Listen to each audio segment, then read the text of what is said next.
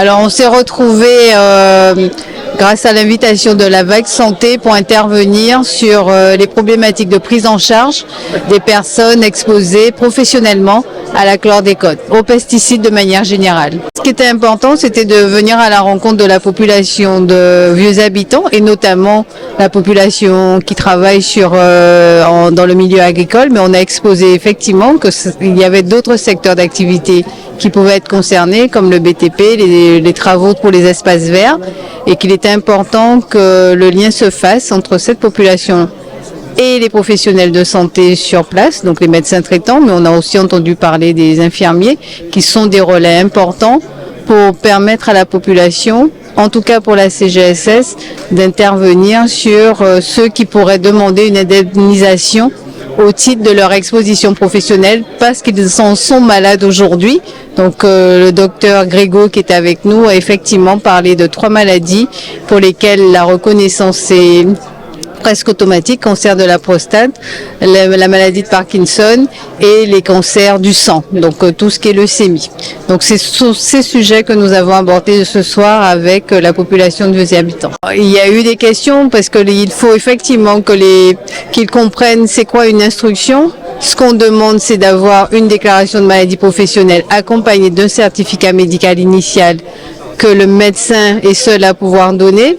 On a aussi abordé les personnes qui sont déjà décédées, que les ayants droit peuvent en faire la demande en réunissant les pièces. Et puis, il y a eu d'autres partenaires lors de cette soirée, comme l'ARS et le CHU, qui sont venus sur d'autres dispositifs qui accompagnent aussi la population. Belle initiative de la commune de Vieux Habitants. Là où on a été agréablement surpris de la Vague Santé, donc association créée et qui réunit les professionnels de santé. Chaque fois que nous aurons des communes où les professionnels de santé sont le relais des institutions, nous aurons gagné parce que nous ne pouvons pas être sur le terrain comme eux peuvent l'être. Donc médecins traitants, infirmiers, sages-femmes. Donc oui, j'invite les communes, les autres communes à prendre exemple sur la commune de Vieux Habitants. C'était une excellente initiative. Nous avons été donc contactés par des professionnels de santé, la Vague Santé et le docteur Gendry en particulier, pour justement faire connaître le dispositif que porte l'Agence régionale de santé au profit donc des Guadeloupéens.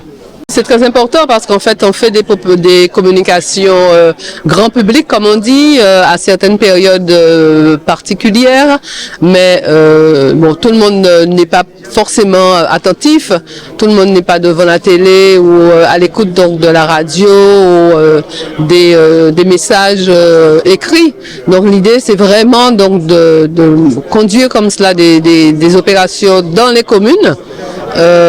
C'est encore mieux quand elles sont co-construites avec les élus, les professionnels de santé, parce que tout l'objectif, bien évidemment, est de sensibiliser, de porter la juste information de façon à ce que les personnes sachent, les personnes ne tombent pas dans une anxiété exagérée, parce que, comme nous l'avons dit là tout à l'heure, la chlordécone n'est pas une fatalité, hein.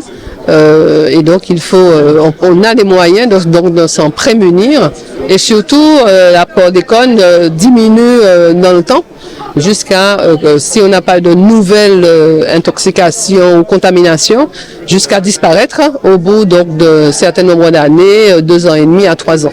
Alors on a décidé, à partir d'interpellations sur le terrain de patients qui nous demandaient, parce qu'il y a le spot chlordécone qui sort, donc ça engendre un peu d'anxiété et nous on n'avait pas de réponse.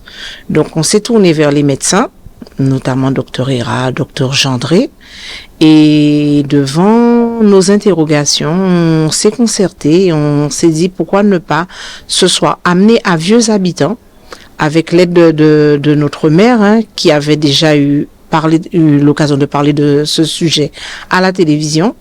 Donc, d'emmener tout ce monde, de se réunir, l'ARS, la sécurité sociale, qui sont les premiers piliers, de les emmener à Vieux Habitants et de nous présenter ce qui se fait, ce qui se dit, et que nous aussi, on reçoive, des informations fiables et pertinentes pour pouvoir travailler après sur le terrain auprès de notre population abissoise.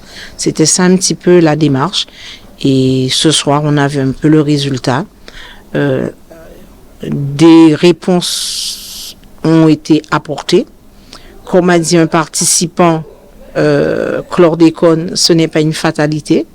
On se rend compte aussi, on se focalise sur la chlordécone, mais il faut parler des pesticides en règle générale, parce que je pense que d'autres choses vont arriver. Et à partir des réponses qu'on a eues, d'autres questions sont arrivées et que dans un futur, qu'on va pouvoir exploiter pour pouvoir continuer ce travail.